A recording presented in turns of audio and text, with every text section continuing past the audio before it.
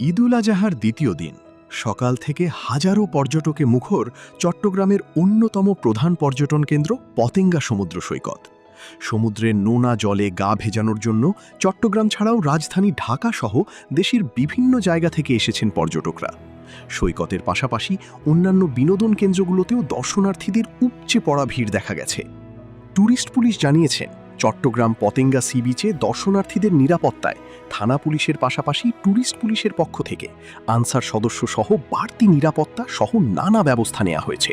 এখানে থানা পুলিশ এবং আনসারের পাশাপাশি আমাদের টুরিস্ট পুলিশের সার্বক্ষণিক টহল জোরদার আছে।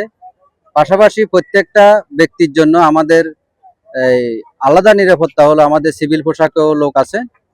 ঈদের দিন থেকে খোলা রয়েছে চট্টগ্রামের সবকটি বিনোদন কেন্দ্র, যার মধ্যে পতেঙ্গা সমুদ্র সৈকত, আনোয়ারা পার্কি সৈকত, কর্ণফুলী টানেল, গুলিয়াখালী সমুদ্র সৈকত, অন্যান্য বিনোদন কেন্দ্র।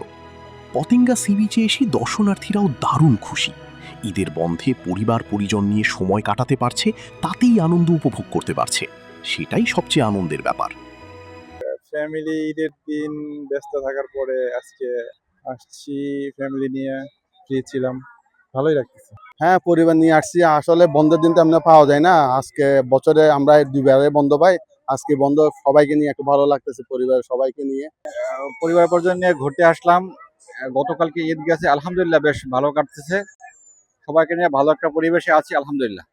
অবশ্যই ভালো লাগতেছে, পরিবার পরিজন নিয়ে ঈদের সময় ঘুরতে আসলে তো ভালো লাগবে, এটা তো স্বাভাবিক। ভালো লাগছে, বাচ্চাদের নিয়ে এসেছি, খুব ভালো লাগছে।